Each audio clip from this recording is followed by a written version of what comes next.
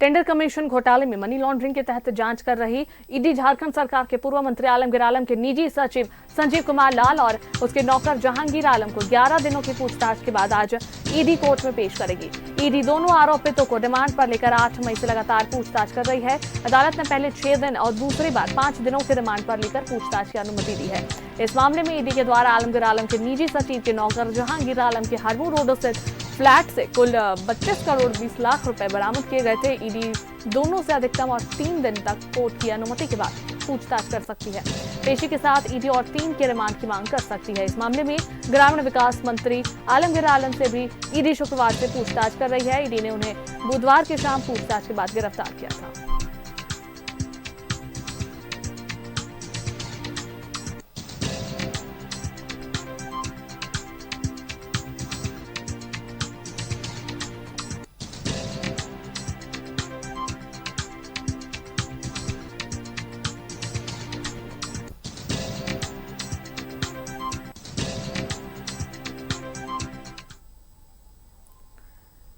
Tender commission घोटाले में money laundering के तहत जांच कर रही ईडी झारखंड सरकार के पूर्व मंत्री आलमगीर आलम के निजी सचिव संजीव कुमार लाल और उसके नौकर जहांगीर आलम के 11 दिनों की पूछताछ के बाद आज ईडी कोर्ट में पेश करेगी। ईडी दोनों आरोपितों को रिमांड पर लेकर 8 मई से लगातार पूछताछ कर रही है।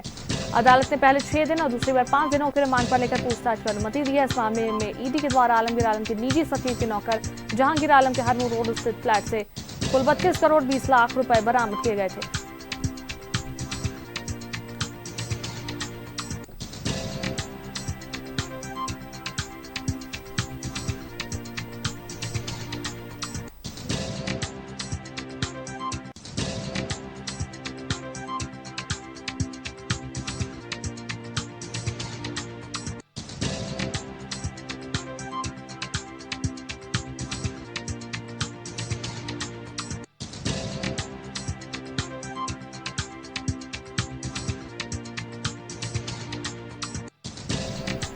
इस पर अधिक जानकारी के लिए हमारे संवाददाता दीपक फोन लाइन पर जुड़ा है।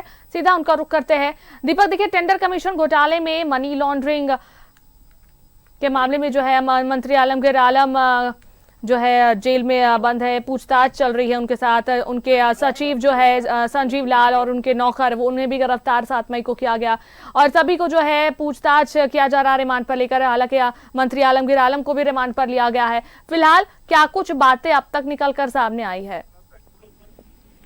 जी बिल्कुल, टेंडर कमीशन घोटाला मामले को लेकर ईडी की जो बड़ी कार्रवाई है वो बीते 6 मई को हुई थी। 6 मई को कई इंजीनियरों, ठेकेदारों, कॉन्ट्रैक्टरों और मंत्री आलमगीर आलम के ओएसडी संजीव लाल और उनके नौकर जहांगीर आलम के ठिकाने पे छापेमारी की थी और उस छापेमारी में 37 करोड़ से अधिक की कैश जो है वो ईडी ने बरामद किया था। ओएसडी संजीव लाल के नौकर जहांगीर आलम के ठिकाने से 32 करोड़ 20 लाख रुपया ईडी ने बरामद किया था। वहीं ठेकेदार मुन्ना सिंह के ठिकाने से 2 करोड़ 93 लाख रुपया ईडी ने बरामद किया था और कॉन्ट्रैक्टर राजीव सिंह के ठिकाने से 2 करोड़ 14 लाख रुपया ईडी ने बरामद किया था। इसके अलावा कई डिजिटल उपकरण और दस्तावेज भी ईडी को हाथ लगा था, जिसके आधार पर जो है कार्रवाई निरंतर चल रही है, जांच जो है वो चल रहा है। और 7 मई को 6 मई को ही ईडी संजीव लाल और जहांगीर आलम को ईडी ने हिरासत में लिया था और उसके बाद गिरफ्तार किया था। गिरफ्तार करने के बाद 7 मई को पीएमएलए की विशेष कोर्ट में दोनों की पेशी हुई थी और पेशी जब की गई थी तो 6 दिनों की रिमांड पहली बार ईडी को मिला था। तो 6 दिनों की पूछताछ हुई और पूछताछ के क्रम में जो जानकारी मिला उसके आधार पर हमने देखा भी कि मंत्री आलमगीर आलम को भी समन जारी करके 14 मई को ईडी दफ्तर बुलाया गया था। पूछताछ हुई थी 9 घंटा से अधिक समय तक और उसके बाद 15 मई को भी दोबारा बुलाया गया था और 6 घंटे से अधिक पूछताछ के बाद उन्हें गिरफ्तार किया गया था।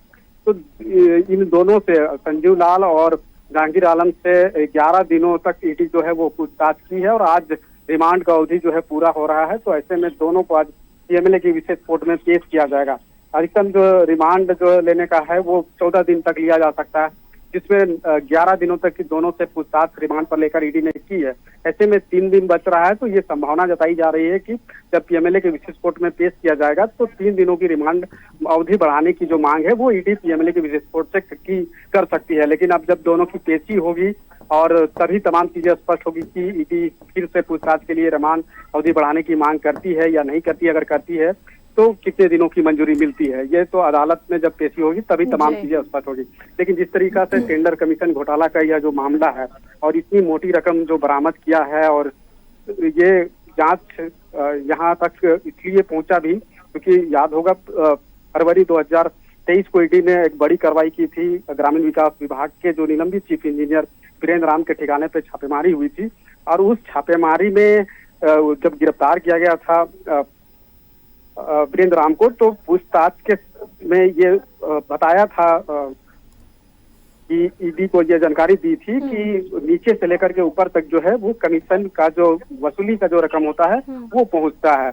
उसी का 1 साल तक ईडी ने होमवर्क किया। वीरेंद्र राम से जो जानकारी मिली थी उसके आधार पर, और जो दस्तावेज ईडी को हाथ लगा था उसके आधार पर जांच हुई, और 1 साल तक होमवर्क करने के बाद जो है बीते 6 मई को एक बड़ी कार्रवाई जो है राजधानी रांची में देखने को मिला। तो कहीं न कहीं मंत्री आलमगीर आलम तक, या फिर बात करें वैदी संजीव लाल तक जो जांच की आंच पहुंची, वो वीरेंद्र राम जो निलंबित चीफ इंजीनियर है उनसे पूछताछ में जो जानकारी मिली थी उसी के आधार पे जांच पहुंची। और अंततः इस मामले में जिस तरीका से बताया गया था वीरेंद्र राम के द्वारा ईडी को कि नीचे से लेकर के ऊपर तक जो है कमीशन का जो वसूली का जो रकम है पहुंचा है, और अंततः देखने को भी मिला कि मंत्री आलमगीर आलम भी इस मामले में गिरफ्तार हुए। और ये ईडी की तरफ से ये दावा भी किया गया कि जो भी टेंडर आवंटित किया जाता था उसमें 1.5% का जो कमीशन है वो मंत्री आलमगीर आलम तक पहुंचता था। तो कहीं न कहीं इस मामले को लेकर के जिस तरीके से ये जांच और कार्रवाई चल रही है, आने वाले समय में भी कई अहम जानकारी और चौंकाने वाले खुलासे हो सकते हैं, क्योंकि मंत्री आलमगीर आलम अभी फिलहाल ईडी के रिमांड पर है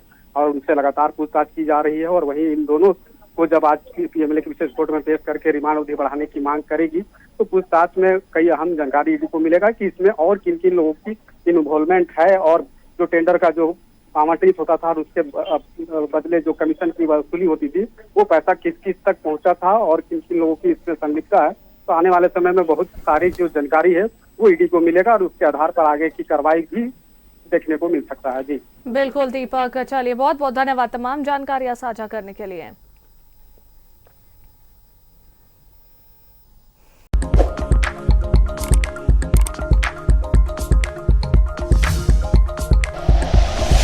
like and share videos, subscribe करें हमारा चैनल और प्रेस करें बेल आइकॉन। न्यूज़ 11 भारत, सच है तो दिखेगा।